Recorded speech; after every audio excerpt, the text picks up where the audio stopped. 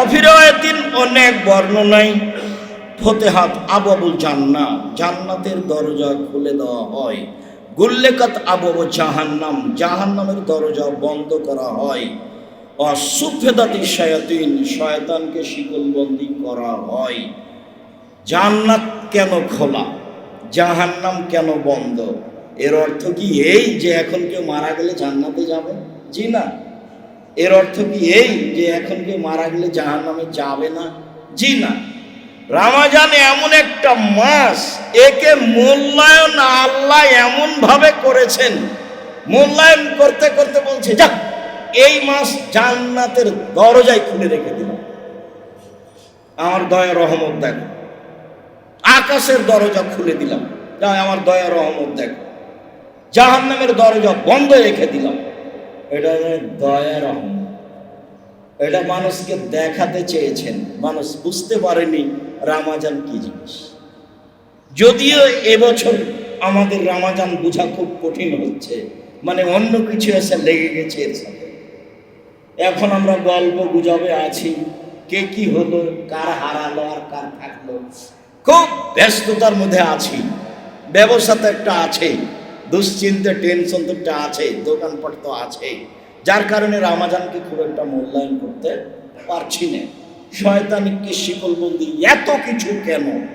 আবার রমজান 3 ভাগে ভাগ আছে, সব কথা ঠিক নয়, হাদিস সহিহ। তার মানে সব কিছু রমজান মূল্যায়ন করো না, মানুষ করো না কেন? রমজান পাওয়ার পরেও যদি মানুষ তার পাপকে মোচন করতে না পারে, সেটা দুর্ভাগ্য ব্যক্তি। আবু হুরায়রা রাদিয়াল্লাহু তাআলা আনহু বলেন, রাসূল সাল্লাল্লাহু আলাইহি সাল্লাম বলেছেন, ইজা কানা আউয়ালু লাইলাতিন মিন শাহরি রমাজান, রমজান মাসের প্রথম রাত, মানে সূর্য উঠে যখন রমজানের চন্দ্র দেখা গেছে, তখন আকাশের দরজা খুলে দেওয়া হয়েছে, শেষ দিন পর্যন্ত বন্ধ করা হবে না।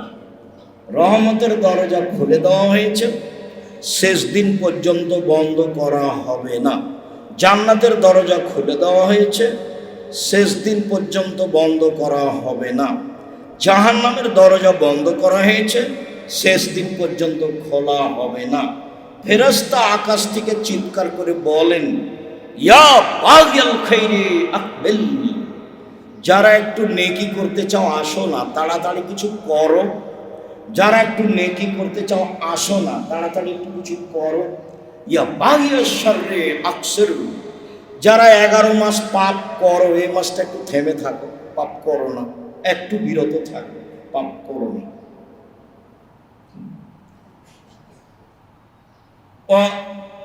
কুল্লা লাইলাতিন ওয়াতাকা মিনান নার, শোনো, যা রমজান মাসের আজ রাতে এতগুলো মানুষকে জাহান্নাম থেকে মুক্তি ঘোষণা করা হলো। শোনো, রমজান মাসের আজকের রাতে মানুষ, এতগুলি মানুষকে জাহান্নাম থেকে মুক্তি ঘোষণা দেওয়া হলো। কুল্লা লাইলাতিন হাকাজা, প্রত্যেক রাত এরকম, প্রত্যেক রাত এরকম, প্রত্যেক রাত এরকম। এখন আমি আর আপনি এই ঘোষণার মধ্যে আছি কি না, সেটা তো প্রত্যেক রাতে। এই শোনো, এতগুলো মানুষকে জাহান্নাম থেকে মুক্তি ঘোষণা দেওয়া হলো, ওরা জাহান্নামে যাবে না, তার নাম রমজান। সম্মানিত দিনী ভাই, বলছিলাম রমজান যথাযথভাবে মূল্যায়ন করব। কিভাবে মূল্যায়ন করব? তার মূল্যায়নের 1 নম্বর দিক হচ্ছে, চন্দ্র দেখে সিয়াম চালু হবে, চন্দ্র দেখে সিয়াম ছেড়ে দিতে হবে। সৌদি আরবের সাথে সিয়াম হবে না। চন্দ্রের উঠার ডোবার জায়গা ভিন্ন, অতএব দিনও ভিন্ন, এই কথাই ঠিক। রমজানকে যথাযথভাবে মূল্যায়ন করুন। কিভাবে মূল্যায়ন করতে হবে? সাহারি খেয়ে মূল্যায়ন করুন। রাসূল সাল্লাল্লাহু আলাইহি ওয়াসাল্লাম বলেন, তাসাহারু ফাইন ফিয়াল বারাকা, পৃথিবীর মানুষ সাহারি খাও, এতে বরকত আছে। আমার শরীরে আল্লাহ ভালো জানে, আমার অর্থ সম্পদে আল্লাহ ভালো জানে, আমার প্রতি দয়া রহমত জান্নাতে আল্লাহ ভালো জানে। পৃথিবীর মানুষ সাহারি খাও, বরকত রয়েছে। ফাসলু বাইনা সিয়ামিন ওয়া সিয়ামি আহলিল কিতাবে আস-সাহর, আমাদের সিয়াম আর ইহুদি খ্রিস্টানদের সিয়ামের মাঝে পার্থক্য হলো সাহারি খাওয়া। সাহারি খান। সম্মানিত দিনী ভাই বোন, সাহারিতে বরকত রয়েছে। সাহারি খেতে পারেননি, সমস্যা নেই, পরে বলছে। খেতে পারেননি, সমস্যা নেই, খাওয়ার চেষ্টা করবেন সম্ভবপর। ইফতার। আবু হুরায়রা রাদিয়াল্লাহু তাআলা আনহু বলেন, রাসূল সাল্লাল্লাহু আলাইহি সাল্লাম বলেছেন, লা ইয়াজালুন নাসু বিখাইরিন মা জালুল ফিতরা। মানুষেরা অতদিন কল্যাণে থাকবে যতদিন তাড়াতাড়ি ইফতার করবে। মানুষেরা ততদিন কল্যাণে থাকবে যতদিন তাড়াতাড়ি ইফতার করবে। আবু হুরায়রা রাদিয়াল্লাহু তাআলা আনহু বলেন, রাসূল সাল্লাল্লাহু আলাইহি ওয়াসাল্লাম বলেছেন, লা ইয়াজালুদ দীনু যাহিরান মা জালুল ফিতরা। দিন অতদিন পর্যন্ত জয়ই থাকবে, দিন ধর্ম অতদিন পর্যন্ত সফল থাকবে যতদিন পর্যন্ত মানুষ তাড়াতাড়ি ইফতার করবে। ফানিল ইয়াহুদা ওয়ান নাসারা ইউআখিরুনা। দেরিতে ইফতার করে ইহুদি, দেরিতে ইফতার করে খ্রিস্টান। ভুলেও কখনো বলবেন না আমি কি পেটু 2 মিনিট দেরি করি না, এই কথা বলবেন না। মনে রাখতে হবে, আহলে হাদিস মানুষ না হলেও আহলে হাদিস মসজিদে সালাত আদায় করেন। মনে রাখতে হবে একটা কথা, জোর করে আহলে হাদিস হওয়া যায় না। একজনের কথা মানলে আহলে হাদিস হওয়া যায়, তার নাম মুহাম্মদ সাল্লাল্লাহু আলাইহি ওয়াসাল্লাম। পৃথিবীর কোন মানুষের 5 পয়সা দাম নাই। খুব শক্তিশালী ইমানদার ব্যতিক্রম ইমানের অধিকারী ওমর রাদিয়াল্লাহু তাআলা।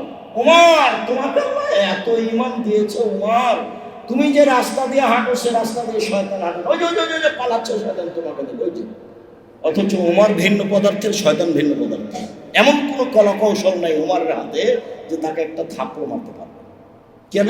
শয়তান ভিন্ন পদার্থের, ওমর রাদিয়াল্লাহু তাআলা ভিন্ন পদার্থের, কোনো ক্ষমতা নাই। রাসূল সাল্লাল্লাহু আলাইহি ওয়াসাল্লাম বলছেন ফজরের সালাতের পরে, ওমর আমি রাতে জান্নাতে দেখলাম, দেখে একটা ঘর, ভিন্ন ধরনের চকচকে ঘর। মন চাইলো বাহির যদি এত সুন্দর হয়, ভিতরি বা কত সুন্দর, একটু দেখি না। পাশে একজন বৃদ্ধা মহিলা, বললাম মহিলা বলতে পারো ঘরটি কার? মহিলা বলছে ঘরটি উমারের। যেমন বলেছে উমারের, তেমন তোমার আত্মমর্যাদা মনে হলো, না না এত বড় মানুষের ঘরে ঢোকা হবে না। উমার, তোমার আত্মমর্যাদাকে খেয়াল করে আমি তোমার ঘরে ঢুকিনি, তার নাম উমার। উমারের মান সম্মানকে লক্ষ্য করে মুহাম্মদ সাল্লাল্লাহু আলাইহি ওয়াসাল্লাম ঘরে ঢোকেননি। অথচ জান্নাতের গেটে লেখা আছে, সর্বপ্রথম যিনি জান্নাতে প্রবেশ করেন তার নাম মুহাম্মদ সাল্লাল্লাহু আলাইহি ওয়াসাল্লাম।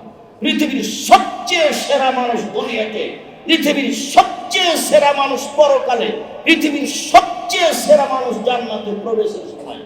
ব্যতিক্রম মানুষ সম্মানী হিসাবে মুহাম্মদ সাল্লাল্লাহু আলাইহি ওয়াসাল্লাম, এত বড় সম্মানী মানুষ বলছেন, ওমর তোমার মান মর্যাদাকে লক্ষ্য করে আমি তোমার ঘরে ঢুকিনি। এত বড় মানুষের ঘরে ঢুকবো কি করে? তার নাম ওমর। ওমর যদি কোনো কথা বলেন সেটা যদি রাসূলের কথার সাথে মিল না খায়, তাহলে তা বাতিল বলে গণ্য হবে। তার নাম মুহাম্মদ সাল্লাল্লাহু আলাইহি ওয়াসাল্লাম। মুহাম্মদ সাল্লাল্লাহু আলাইহি ওয়াসাল্লাম বলেছেন দেরিতে ইফতার করা হবে না। পেট বলা অপরাধ, 30 সেকেন্ড দেরি করা অপরাধ, জেনে শুনে 5 সেকেন্ড দেরি করা অপরাধ। যারা সবচেয়ে আগে ইফতারের কথা বলেছেন তাদের ক্যালেন্ডার ফলো করবে, সে যেই হোক না।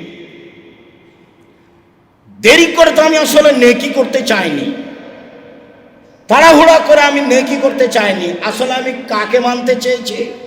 মুহাম্মদ সাল্লাল্লাহু আলাইহি ওয়াসাল্লামকে। এই কথা আপনি মনে রাখবেন, তাহলে ইবাদত হবে। ইফতার কি দিয়ে ইফতার করব?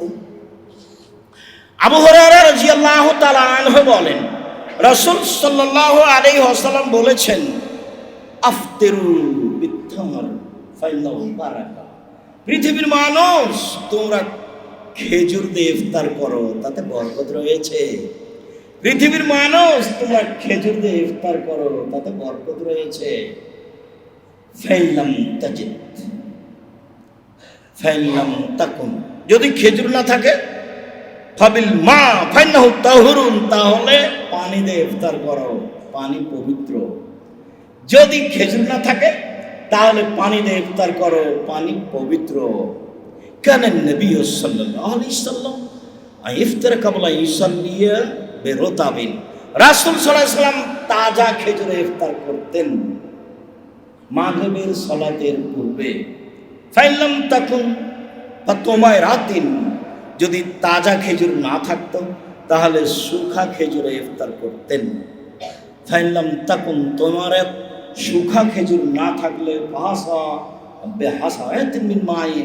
তাহলে কয়েক অঞ্জলি পানি দিয়ে তিনি ইফতার করতেন। সম্মানিত তিনি সম্ভব হলে তাজা খেজুর দিয়ে ইফতার করেন, সহজ। এই ছেলে ঘুমাচ্ছ কেন, আগে বসো। কথা মূল্যায়ন করার চেষ্টা করবেন, সম্ভবপর ঠেকাবেন ঘুমটা। আপনার জন্য এসেছি আমি। যারা চেষ্টা করছে তাদের আপ্রাণ চেষ্টার অভাব নেই। কোনোদিন যদি আসতে না পারি তাহলে তাদের উপরে দোষ চাপাবেন না, মানে তাদের কারোর চেষ্টার অভাব থাকে না। আমার জানা অনুভব, আমি আসতে পারি না এটা আমি বুঝতে পারি, তবে আপনাদের সাথে আমার কোনো দূরত্ব নেই। আপনাকে আমি খুব ভালোবাসি, অন্তর থেকে ভালোবাসি। সামান্যতম দূরত্বের কথা আমার জানা নেই। কখন কি বলেছেন কি করেছেন এ ভেবেছেন আমার প্রয়োজন নেই। সম্মানিত দিনী ভাই বোন, বলছিলাম রাসূল সাল্লাল্লাহু আলাইহি সাল্লাম যা বললেন সহজ, তাজা খেজুরের ব্যবস্থা করেন। বন্ধু বান্ধব তো সৌদি আরবে আছে, আরো দেশে আছে, করেন। সম্ভব না হলে শুখা খেজুর, সম্ভব না হলে পানি। পৃথিবীর এমন কোনো ফল নেই, রাজশাহীর ফজলি আমি এই সুযোগ রাখে না, তাদের ইফতার করা যাবে না। আঙ্গুর দামি, পৃথিবীর এমন কোনো ফল নেই যে ইফতারের যোগ্য হতে পারে। পৃথিবীর এমন কোনো খাদ্য নাই যে ইফতারের যোগ্য হতে পারে। তাজা খেজুর না হয় শুখা খেজুর, না হয় পানি। সম্মানিত দিদি ভাই বোন, কি বলবো, রাসূল সাল্লাল্লাহু আলাইহি সাল্লাম ইফতারের সময় বলতেন আল্লাহুম্মা লাকা সুমতু ওয়া আলা রিজকিকা আফতারতু, হে আল্লাহ তোমার নামে সিয়াম থেকেছি, তোমার নামে ইফতার করলাম। হাদিসটি গ্রহণযোগ্য নয়, কাজেই এই হাদিসের প্রতি আমল করা হবে না। যদিও ছোটকাল থেকে বাপদাদার আমল থেকে এর প্রতি আমল করে আসছি, দুঃখিত কিছু করার নেই। হুবাহু একই সত্যই রাসূল সাল্লাল্লাহু আলাইহি সাল্লাম বলেছেন, কেন নবী সাল্লাল্লাহু আলাইহি সাল্লাম আফতার ফাইফতিরু ওয়া ইয়াকুলু ইফতিরু ফায়াকুলু যাহাবাত জামাউ আবতালাতুল নূর ওয়া শাবাতাল আজর। পিপাসা দূরে হলো, শিরা উপশিরা সিক্ত হলো, নেকি প্রমাণিত হলো। ইফতারের সময় মুহাম্মদ সাল্লাল্লাহু আলাইহি সাল্লাম বলতেন, ইনদাল ইফতার, ইফতারের সময় রাসূল সাল্লাল্লাহু আলাইহি সাল্লাম বলতেন পিপাসা দূরে হলো, শিরা উপশিরা সিক্ত হলো, নেকি প্রমাণিত হলো। যাহাবাত জামাউ আবতালাতুল উরুক ওয়া শাবাতাল আজর। ইনশাআল্লাহ পাশাপাশি দুটাই হাদিস, এই যে সমাজে চালনে ওইটা আছে। এর জন্য জিম্মেদার আমরা যারা সমাজে এগুলো প্রচার করেছি, জবাবদিহি তাদের দিতে হবে। সম্মানিত দিনী ভাই বোন, তাহলে পদ্ধতি বিসমিল্লাহ, এটা একবার আম কথা। বিসমিল্লাহ বলে খেজুর মুখে দিবেন, তারপরে পানি দেন, তারপরে যেটা সহজ সেটা দেন। বা বিসমিল্লাহ বলে পানি দিয়ে বলেন যাহাবাত জামাউ আবতালাতুল উরুক ওয়া শাবাতাল আজর। ইনশাআল্লাহ খেজুর বিসমিল্লাহ বলে মুখে দিয়েই আপনি বলেন যাহাবাত জামাউ আবতালাতুল উরুক ওয়া শাবাতাল আজর। ইনশাআল্লাহ যেটা সহজ হয়। সম্মানিত দিনী ভাই বোন, এটাই হচ্ছে ইফতার, ইফতারের পদ্ধতি। রমজান মাসকে মূল্যায়ন করো তো, জরুরি কিছু কথা। রমজান মাসকে মূল্যায়ন করো তো জরুরি কথা হচ্ছে যে আজান ছাড়া অন্য কিছু করা যাবে না, মাইকিং করা যাবে না, জনগণ দিয়ে ডাকা যাবে না। আপনারা এখন উঠেন, সাহারি খান, আর মাত্র 5 মিনিট আছে, আর মাত্র 2 মিনিট আছে। মুহাম্মদ সাল্লাল্লাহু আলাইহি সাল্লাম বলছেন খাদ্য সামনে আছে, আজান হচ্ছে, তুমি খাও। হাদিস বুখারী মুসলিম। আজান হচ্ছে, মুহাম্মদ সাল্লাল্লাহু আলাইহি সাল্লাম ঘুম থেকে উঠলেন, অপবিত্রতার গোসল করলেন, তারপরে সিয়াম থাকলেন। তো ও যে বলছে এখন খাওয়া হারাম, শরীয়ত কি তার বাবার? কেন বলবে মাইকে? কে তাকে অধিকার দিয়েছে? আপনি বলেন কেন? মুখ খুলতে পাবেন না। আজান দিয়েছেন শেষ। মানুষ যারা জামাতে তারাবি পড়েনি তারা এখন একাই তারাবি পড়ছে, এবং তারা ভালো অবস্থায় আছে, কান্নাকাটিতে আছে, আল্লাহকে চিনার চেষ্টা করছে। আপনি তার চিল্লাচিল্লি করে তার অসুবিধা করেছে, কে আপনাকে মাথা করে সুযোগ দিল? বল হিসাব সারা পৃথিবীর মানুষ যদি চিল্লাচিল্লিতে অংশগ্রহণ করে, সারা পৃথিবীর মানুষ পাপী, সারা পৃথিবীর মানুষ বেদাতি। কাবা ঘরে হলেও যেখানে হোক না কেন, সে যে হোক না কেন, প্রত্যেকটা আজান দিলেন না এমনি আপনার মা চাচুরা যেভাবে করতো সেভাবে আজান হচ্ছে, খান, সমস্যা নেই। খাওয়ার রেডি আছে, আজান চলছে, হয়ে গেছে, খান, সমস্যা নেই। খাবার রেডি করবেন আজানের পরে, এইটা বোকা, এইটা হবে। শ্যাম অবস্থায় দিনে ঘুমে স্বপ্নদোষ হয়েছে, শ্যামের কোনো ক্ষতি হবে না। শ্যাম অবস্থায় ইনহেলাল, শ্বাসের সমস্যার কারণে ইনহেলাল ব্যবহার করলে শ্যামের কোনো ক্ষতি হবে না। নাকে ড্রপ দিয়ে যদি সেটা ভিতরে না যায়, তাহলে ড্রপ দেওয়াতেও কোনো সমস্যা হবে না। কাঁচা ডালের মেশওয়াক করলে শ্যাম অবস্থায় কোনো সমস্যা হবে না। পেস্ট দিয়ে দাঁত পরিষ্কার করলে কোনো সমস্যা হবে না। ক্লান্তির কারণে, রৌদ্রের কারণে, গরমের কারণে লম্বা সময় ধরে গায়ে পানি দিলে শ্যামের কোনো ক্ষতি হবে না। তরকারির স্বাদ কেমন, ঝোল জিভাতে দিলে শ্যামের কোনো ক্ষতি হবে না। অনিচ্ছায় বমন হলে শ্যামের কোনো ক্ষতি হবে না। ইচ্ছায় বমন করলে শ্যাম ভেঙে যাবে, সেই স্থানে আর একদিন শ্যাম করতে হবে। শয়তানি করে একদিন শ্যাম ছেড়ে দিলে সেই স্থানে আর একদিন শ্যাম পালন করতে হবে। শুধুমাত্র যে কোনো পুরুষ যদি তার স্ত্রীর সাথে রমজান মাসের দিনে শ্যাম পালন মিলন করে থাকে, স্ত্রী মিলনে যায়, তাহলে তাকে পরস্পর 2 মাস শ্যাম পালন করতে হবে। অন্যথায় 60 জন মিসকিনকে 1.5 কেজি করে চাউল দিতে হবে। অবশ্যই এই জরিমানা শুধু স্বামীর উপরে, স্ত্রীর উপরে নয়। অবশ্যই এই জরিমানা শুধু স্বামীর উপরে, স্ত্রীর উপরে নয়। স্ত্রী ওই একদিন সমান একদিন, শয়তানি করে ছেড়ে দিলেও একদিন সমান একদিন। স্বামী স্ত্রীর সাথে শ্যাম ছেড়ে দিলেও একদিন সমান একদিন। জরিমানা দিবে স্বামী। সম্মানিত দিন ভাই, রমজান মাসে মহিলারা ঋতু বন্ধ করে শ্যাম পালন করতে পারে। যদি ডাক্তারের কোনো সমস্যা হবে না বলে মনে করে, তাহলে মহিলারা ঋতু বন্ধ করে শ্যাম পালন করতে পারে। গর্ভবতী মহিলারা শ্যাম ছেড়ে দিতে পারে, ছেড়ে দিতে হবে এই কথা নয়, ছেড়ে দিতে পারে। শরীরের অনুকূলে হলে করে নিবে, অনুকূলে না হলে প্রতিদিন 100 কেজি করে চাউল দিয়ে দিবে। যারা বাচ্চাকে দুধ খাওয়ায় মহিলারা, তাদের জন্য শ্যাম রাখা জরুরি নয়, ছেড়ে দিতে পারে, পরবর্তীতে করে নিবে। না পারলে 3 সমান 100 কেজি করে চাউল জরিমানা দিয়ে দিবে। অচল বৃদ্ধ মানুষ চলাচল করতে পারে না, সে 100 কেজি করে চাউল জরিমানা দিবে। এর অর্থ এই নয় যে আর একজনকে শ্যাম করিয়ে নিবে, ওটা ভুল হয়ে গেছে। ও যদি আমার শ্যাম পালন করে তো ওরটা কি করবে?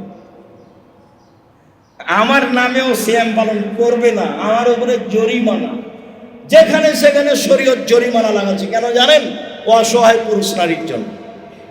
এই যে স্বামী স্ত্রী মিলন করেছে, কেন জরিমানা দাও, জরিমানা দাও, গরিব মানুষের উপকার করো। এই এহরাম না বেঁধে তুমি হারামে চলে গেছো কেন? জরিমানা দাও, জরিমানা দাও। অসহায় মানুষ 10 জন মিসকিনকে খাওয়াই দাও। সব জায়গাতেই জরিমানা। হজের মধ্যে খালি যেখানে সেখানে জরিমানা, যেখানে সেখানে জরিমানা। টাকা আছে জরিমানা দিও না, জরিমানা দাও, যেখানে সেখানে জরিমানা। এখন এই হুজুর বলছে যে না আপনার সে হজ হবে না, আপনি স্যান্ডেল পায়ে দিয়ে কেন? আমি বলে দিলাম যে আপনি এখন থেকে বলবেন 23 বছর যাবত আমি মানুষের হজ নষ্ট করেছি, 23 বছর যাবত আমি মানুষের হজ বাতিল করেছি। কে বলেছে? আব্দুর রাজ্জাক বিন ইউসুফ বলেছেন।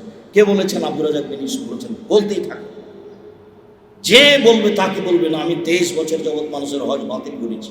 মানে ওখানে এহরাম মাথায়, ওখানেও কাপড় পরায়, হাজি কেন? দুনিয়ার মানুষ তো কিছু বুঝতে চায় না। আমরা চেষ্টা করি শরীয়তে আপনার পাশে থাকার জন্য। সম্মানিত দিনী ভাই, বলছিলাম অচল অর্থর্ব মানুষ প্রত্যেক দিন একদিন সমান 100 কেজি করে চাউল দিয়ে দিবে জরিমানা। উল্লেখ্য যে পিতা মারা গেছে, সিয়াম রেখে গেছে, ছেলে মেয়ে করে দিতে পারবে না, এ ইবাদত অন্য কেউ করতে পারে না। দিন সমান 100 কেজি চাও, দিন সমান 100 কেজি চাও। হ্যাঁ, পিতা মাতা মারা গেছে, ভাই বন্ধু মারা গেছে, মান্যতের সিয়াম রেখে গেছে, মান্যত। আমার ছেলে পরীক্ষায় পাস করলে 3টা রোজা মান্যত মানলাম, করতে পারিনি, এটা কাউকে করে দিতে হবে বাধ্য। ওটা খুব কঠিন জিনিস। এটা এক ধরনের, এটা আর এক ধরনের। রামাজান ফরজ, তারপরে কেউ কারো পক্ষ থেকে করে দিতে পারবে না। হজ কেউ কারো পক্ষ থেকে করতে পারে। সম্মানিত তিনি ভাই বোন, আমরা আলোচনার শেষে চলে আসলাম। আলোচনার শেষে এসে আমি আপনাকে রমজান মূল্যায়ন করার জন্য আন্তরিকভাবে অনুরোধ জানাচ্ছি। রমজান মূল্যায়ন করেন, রমজানের পরে যে 6টা আছে সেটাকে মূল্যায়ন করবেন, একটা না। আপনার সাথে কখন সাক্ষাৎ হবে তা আমি বলতে পারছি না, আল্লাহই ভালো জানে। মানুষের সময়ের খবর মানুষ জানে না, আল্লাহই ভালো জানে।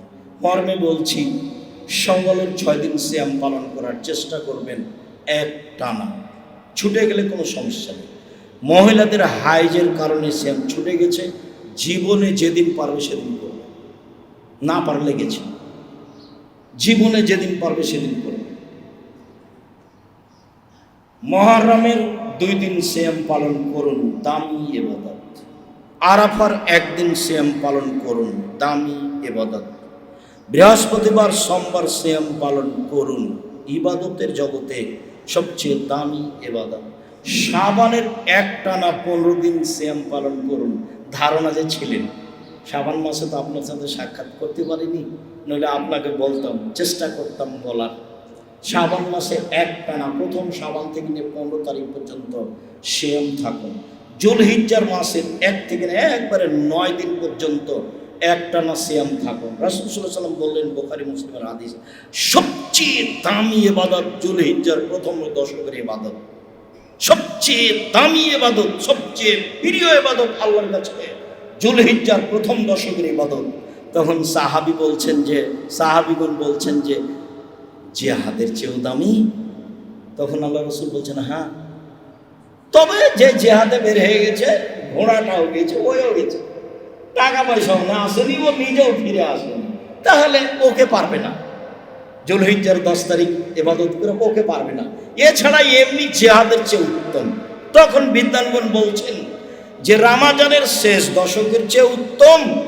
জি, জুলহিজ্জার প্রথম দশক রমজানের শেষ দশকের চেয়ে উত্তম। কেন? রমজানের শেষ দশকে আছে লাইলাতুল কদর, এই জন্য উত্তম, একটাই। আর জুলহিজ্জার প্রথম দশকে আছে এক কুরবানি, খুব দামি ইবাদত। ভাগে টাগে করতে যায় না, কারো পাল্লাই পড়ে যা হবে হবে। হুজুর বলছে, আরে কে বলেছে দাপট একটু কমান, ঠান্ডা। পরিবারের পক্ষ থেকে একটা করো, খুব দামি ইবাদত কুরবানি। আকিকার সাথে কুরবানির কোনো সম্পর্ক নাই। আকিকা তো ভিন্ন ধরনের, ওটা তো আপনাকে দিতে হবে, আপনার বাপকে দিতে হবে। চাঁপানগরের ভাষায় 7 দিনের দিন দিতে হবে। আকিকা 14 দিনে চলে না, 21 দিনে চলে না, কোনো একদিন চলে না, জীবনে একদিন চলে না। 7 দিনের দিন দিতেই হবে। আপনি তো দিবেন, আপনার বাপকে দিতে হবে, দিতেই। ওটা ইবাদত নয়। কুরবানি হলে ইবাদত। চোখ দেখো রে, নাক দেখো রে, লেজ দেখো রে, পা দেখো রে, ঠিকঠাক কিনা দেখো, তরুতাজা কিনা দেখো, গরিব মানুষ আছে নাকি দেখো, এর নাম কুরবানি। এটা ইবাদত, বড় ইবাদত। 1, 2 হজ আছে এই মাসে, 3 আরাফা আছে এই মাসে, 10 তারিখের মধ্যেই সব। এই জন্য এই মাস খুবই দামি। কিভাবে বাস্তবায়ন করব? একটানা 9 দিন সিয়াম পালন করে, এই যে 1, 2 দান খায়রাত করে, 3 তাসবিহ তাহলিল জিকির আজকার করে। সম্মানিত দিনী ভাই, আপনি নফল সিয়ামের চেষ্টা করুন, রমজান মাসকে যথাযথভাবে মূল্যায়ন করুন। আপনি আমার দিনী ভাই, আপনাকে আমি রমজান মাসকে যথাযথভাবে মূল্যায়ন করার জন্য আন্তরিকভাবে অনুরোধ জানাচ্ছি। অনুরোধ জানাতে গিয়ে আমি আপনাকে পরামর্শ দিচ্ছি। 1 নম্বর পরামর্শ, খাওয়া কমাতে হবে, খাদ্য কমাতে হবে। 2 নম্বর, এত প্রয়োজন কমাতে হবে। ঈদের জন্য জুতা, স্যান্ডেল, কাপড় চোপড় কেন? আমি আব্দুর রাজ্জাক বিন ইউসুফ, আমার মনে পড়ে না আমি কোনোদিন ঈদের জন্য কাপড় কিনেছি। তো আছি তো, কাপড় পরে কিনবো, ঈদের পরে কিনবো, ঈদের পরের দিন কিনবো, আজকে না, আছি তো বেঁচে। সম্মানিত দিনী ভাই, প্রয়োজন কমান, প্রয়োজন কমালে মূল্যায়ন করা যাবে। এত ব্যস্ত, এত ঝামেলা, এত হিসাব, এত নিকাশ, এত বদনাম, এত গীবাত, কে কি করলো, এই চুরি করলো, ওই সেই করলো, এই তো কেমনে রমাজানকে মূল্যায়ন করবেন? এটা কেমনে হবে?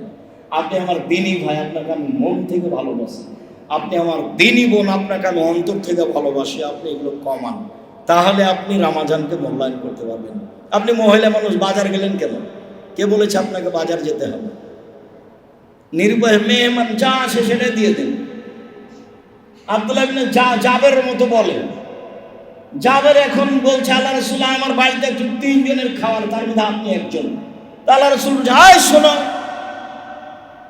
খন্দকের মাঠে যত আছে সবাই চলো। তখন আগে গিয়ে বলছে, শুনেছ কি হয়েছে? বলে আল্লাহ রাসূল সবাইকে আসতে বললো, তো খাদ্য তো 3 জনের। বলে সেই চিন্তা আপনি করেন কেন? আপনি কজনকে দাওয়াত দিয়েছেন? আমি 3 জনকে।